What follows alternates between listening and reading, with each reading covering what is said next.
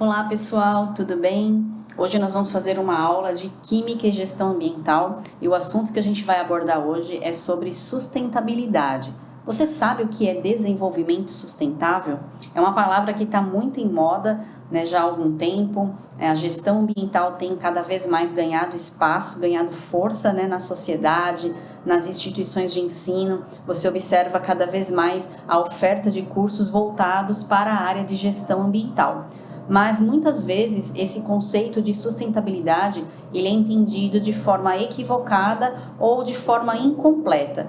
Muitas vezes as pessoas associam a palavra sustentabilidade com a dimensão ambiental. E a gente vai ver na aula de hoje que não é apenas a dimensão ambiental que a gente considera nessa definição de sustentabilidade. Então vamos lá? Então, nesse primeiro momento, eu vou trabalhar com vocês esse conceito de desenvolvimento sustentável e a sua relação com as questões ambientais. A gente sabe, né, do nosso dia a dia, basta você abrir a despensa aí da sua casa e começar a observar os rótulos, as embalagens dos produtos e você vai encontrar uma série de informações que tem alguma relação com a área ambiental, com a área de sustentabilidade. Por enquanto, a gente ainda não definiu sustentabilidade, mas daqui a pouquinho eu já vou chegar nesse conceito. Observem essa embalagem que eu coloquei para vocês, né? Sem fazer propaganda do fabricante, mas é uma embalagem de café da que eu tinha em casa e você encontra várias informações. Eles têm aí o selo de pureza ABIC, né? Que é da Associação Brasileira da Indústria de Café.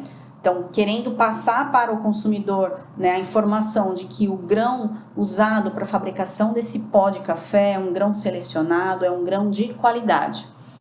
Eles também têm uma informação aí no rótulo de que eles têm um sistema de gestão da qualidade. Então, eles estão certificados pela ISO 9001.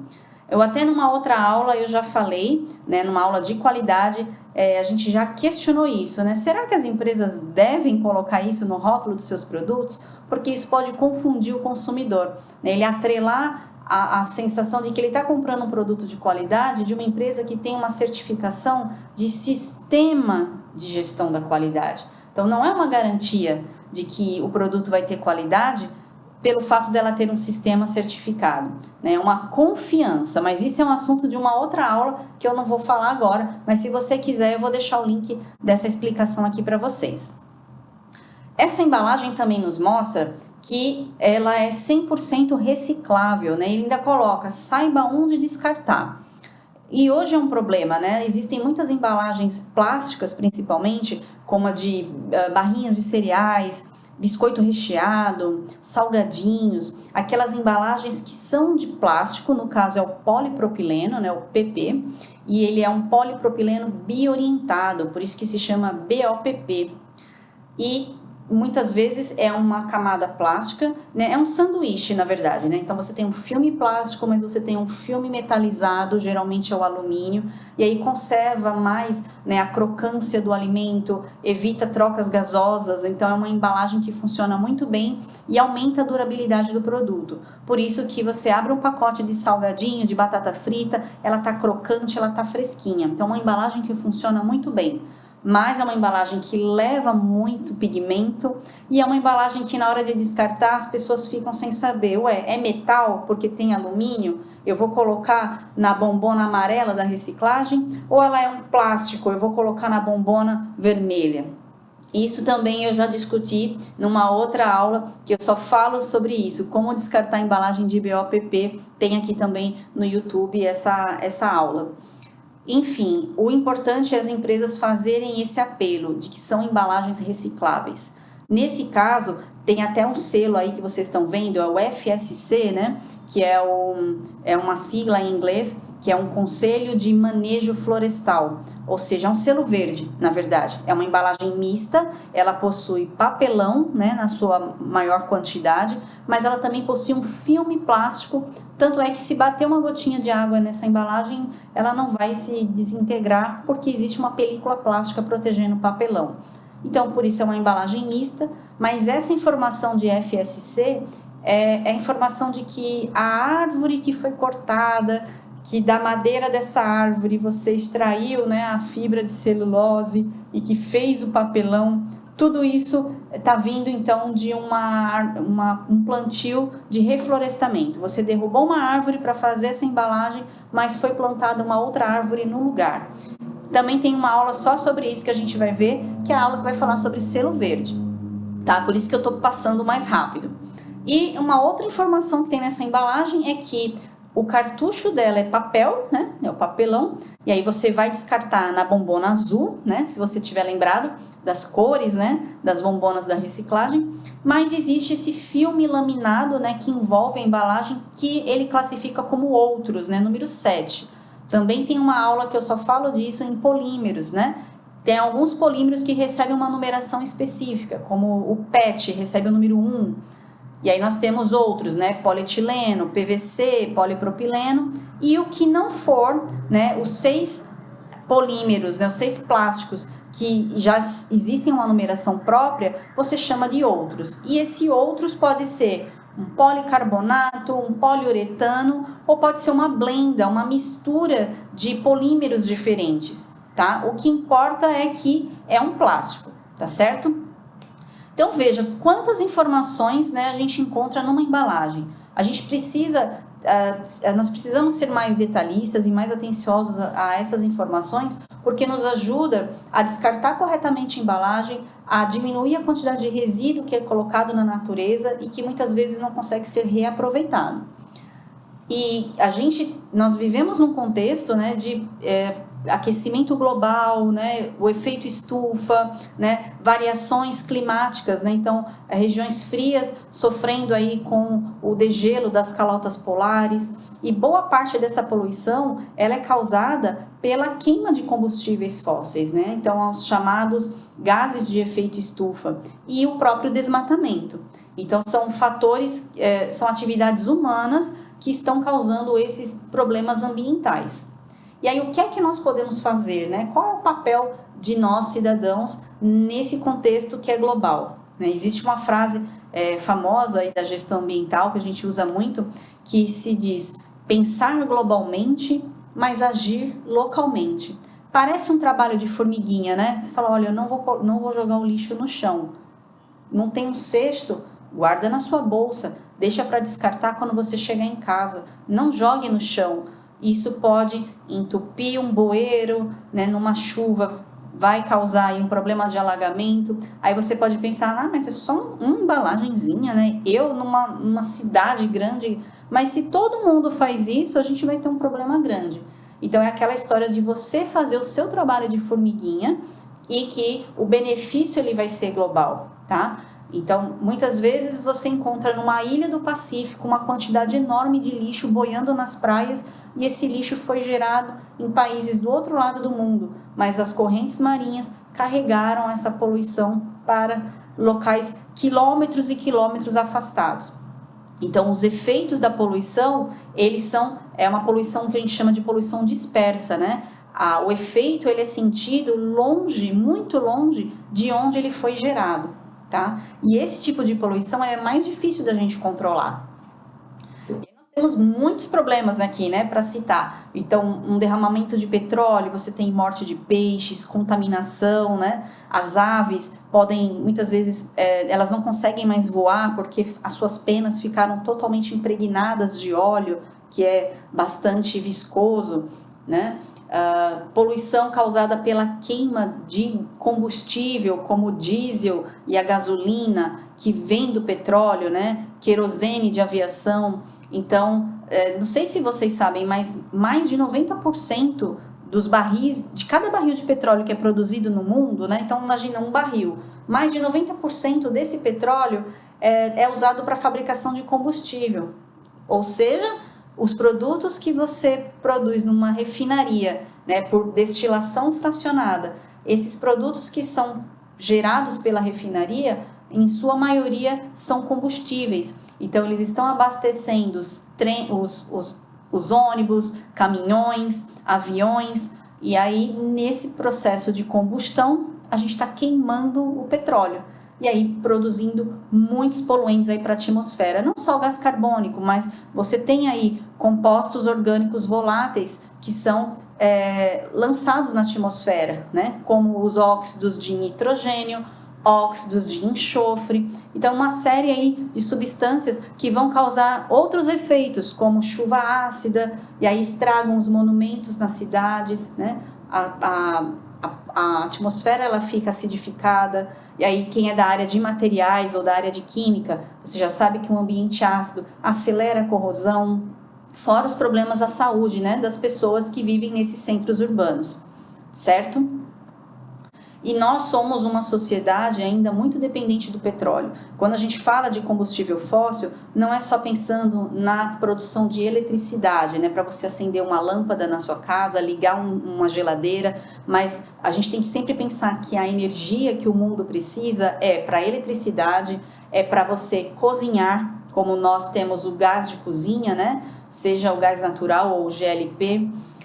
Você precisa de energia para aquecimento, né? Quem mora no Nordeste do Brasil, como é o caso, no meu caso, nós temos a situação inversa, né? Nós precisamos de ar-condicionado para refrigerar a nossa residência, né? O ambiente de trabalho. Mas muitos locais é necessária energia para aquecimento e energia para o transporte. Né? E aí por isso que hoje, né, cada vez mais tem sido, a gente vai ser uma realidade, né, veículos elétricos, e que eles vão usar como combustível o gás hidrogênio. E o gás hidrogênio, numa reação com o gás oxigênio, você tem aí como produto dessa reação química a água, e que não é poluente. Então é por isso que a gente fala que o hidrogênio é o gás do futuro. No futuro não, já do presente.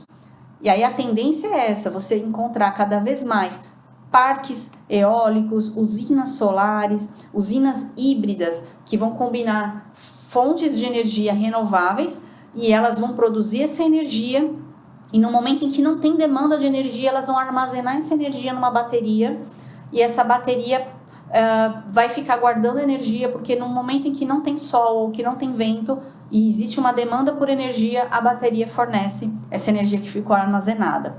Também eu posso ter uma tendência para o futuro, né? Já existe aí algumas centrais, mais na Europa, né? Isso está mais comum, de você usar a energia solar e a energia eólica, né? O excedente dessa produção você utiliza para fazer uma eletrólise da água. Então eu forneço energia para a água, e aí você quebra a molécula de água em gás hidrogênio e gás oxigênio. O gás hidrogênio você armazena, e aí você pode usar então esse gás num veículo elétrico, num carro elétrico.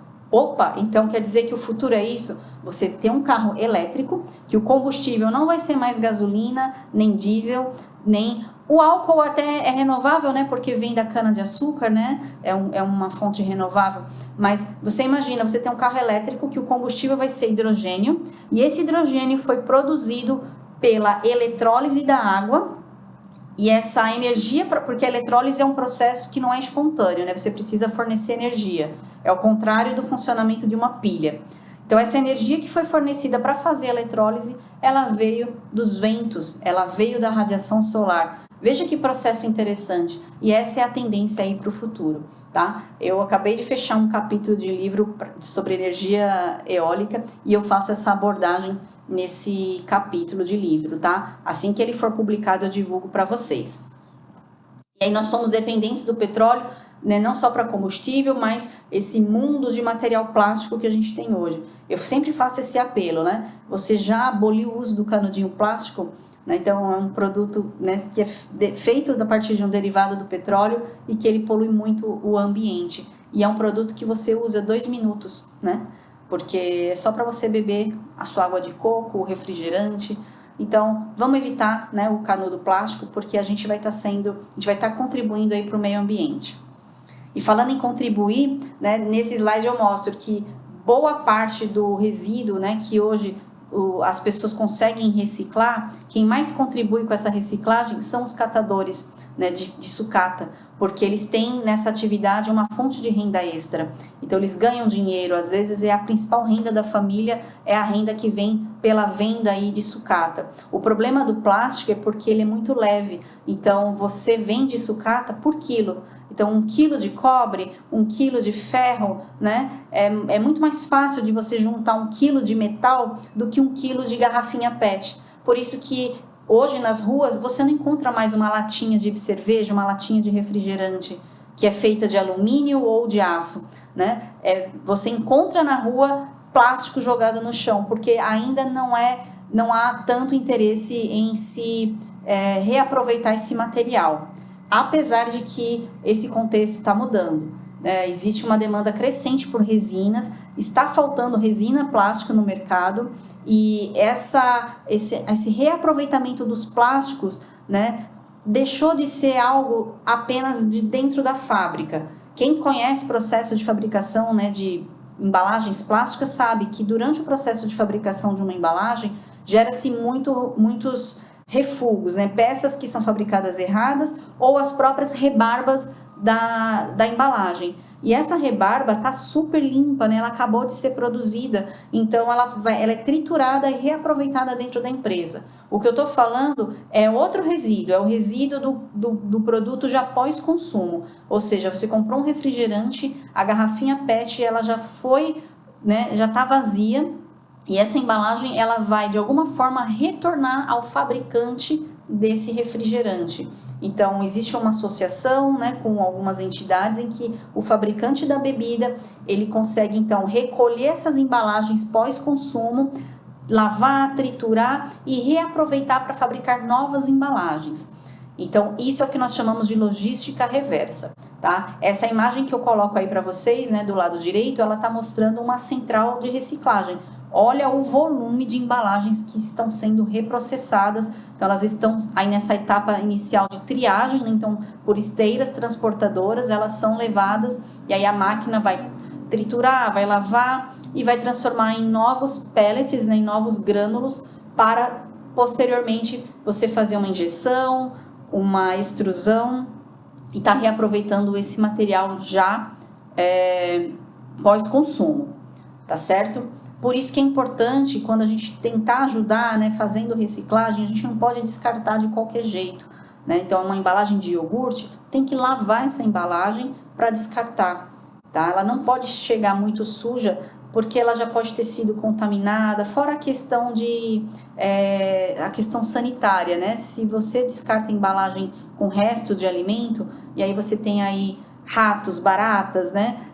E aí começa a dificultar a reciclagem dessa embalagem. Então, a gente não pode descartar de qualquer jeito. Por outro lado, a gente tem que lembrar que lavar a embalagem, você está gastando detergente, que pode poluir o ambiente, né? Gasta detergente, gasta sabão e gasta água, que também é um recurso que está ficando cada vez mais escasso. Então, toma cuidado. Se de repente esse produto está muito contaminado, tem que pesar. Será que o que eu vou gastar de água para limpar vai compensar ele ser reciclado? Então, temos que ter sempre o bom senso e fazer essa análise crítica. Tentar reaproveitar essa embalagem, mas também não gastar muita água na sua limpeza, tá certo? E aí, a gente está falando então de toda essa problemática que envolve, né, a poluição ambiental, o papel de cada um, né, em ajudar a diminuir essa poluição. E aí a gente precisa agora definir o que vem a ser o desenvolvimento sustentável, né? A ONU, na década de 80, né, a Organização das Nações Unidas, num relatório muito famoso, né, chamado Nosso Futuro Comum, ela definiu, né, o que vem a ser o desenvolvimento sustentável. E ela colocou o planeta Terra, né, na sua definição como uma bola frágil e pequena. E é interessante, né, quando você olha uma foto, né, do espaço, né, e lá do espaço um astronauta filma ou fotografa o planeta Terra, realmente a gente fica encantado com a beleza desse planeta, mas realmente é uma bola frágil e pequena, né? E o planeta hoje, né, em 2020, já prestes a 2021, nós estamos sentindo, né, as consequências de poluição que foi gerada há 20 anos atrás. então a década de 80, né, década de 70, então muitos efeitos que nós sentimos hoje, eles foram produzidos alguns anos atrás e que de lá para cá essa ação humana tem sido intensificada, né? E fato é que existem espécies, né, flora, fauna já em extinção, né? Então o cuidado que a gente tem que ter, porque a natureza, para ela recuperar um dano causado pelo homem, né, ela pode demorar décadas. E aí você tem que garantir que os nossos filhos, os nossos netos, também conheçam, né, o que é um peixe-boi, o que é um rinoceronte, né, espécies que foram destruídas pelo ser humano. E aí nesse relatório, né, da ONU que eu coloquei a vocês, eles definem desenvolvimento sustentável como sendo o desenvolvimento que satisfaz as necessidades das gerações presentes, né, das atuais, mas que você consegue garantir que no futuro as próximas gerações também tenham esses recursos disponíveis para si. Então, garantir que as gerações futuras também tenham as suas necessidades supridas pelos recursos naturais. Então, aquela história da madeira que eu falei lá no início da aula, você derrubou uma madeira para fabricar uma embalagem de papelão, mas você plantou árvore no lugar, né, para que você consiga extrair mais madeira no futuro e que as futuras gerações também tenham as árvores disponíveis para suprir as suas necessidades, tá? Isso é pensar no futuro, isso é desenvolvimento sustentável. E aí, esse desenvolvimento sustentável, ele é pautado num tripé. Para que a gente possa dizer que algo é sustentável, ele precisa atender 3 dimensões que eu vou falar daqui a pouquinho para vocês. Tem a ver com essa imagem que eu estou colocando agora, né? Nesse relatório da ONU, ele coloca que para que uma nação, né, possa se desenvolver e crescer economicamente, ela precisa, em paralelo, buscar a equidade social, ou seja, que todas as pessoas tenham as mesmas condições, o mesmo acesso, né, ao que a sociedade oferece, né, ao que as empresas produzem. Então, isso é equidade social, né, algo que seja igual para as pessoas. E, ao mesmo tempo, também esse crescimento econômico deve ser pautado num equilíbrio ecológico, né, você não causar impactos ambientais negativos. Com essas 3 dimensões aí, essas 3 variáveis funcionando, né, em equilíbrio, a gente pode ter o desenvolvimento sustentável acontecendo, ok? E aí com isso a gente tem um chamado tripé da sustentabilidade. O tripé da sustentabilidade ele é baseado em 3 dimensões, o econômico, o social e o ambiental.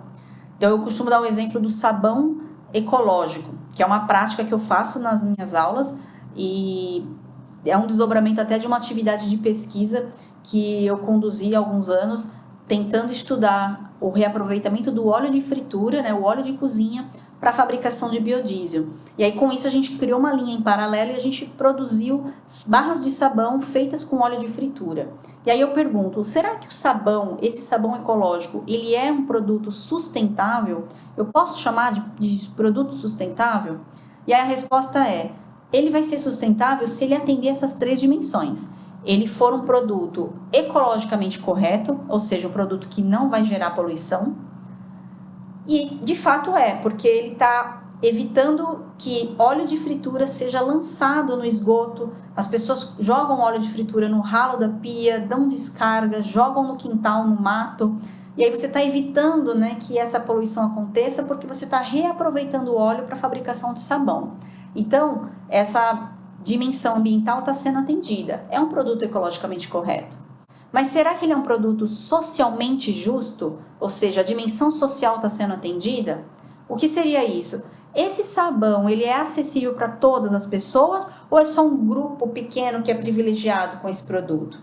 É um produto acessível a todos. Inclusive, ele pode servir de fonte de renda extra, porque uma pessoa que coletar esse óleo, fabricar o sabão, ela consegue vender a um preço até mais em conta do que o que você encontra no supermercado e ainda consegue gerar uma fonte de renda extra.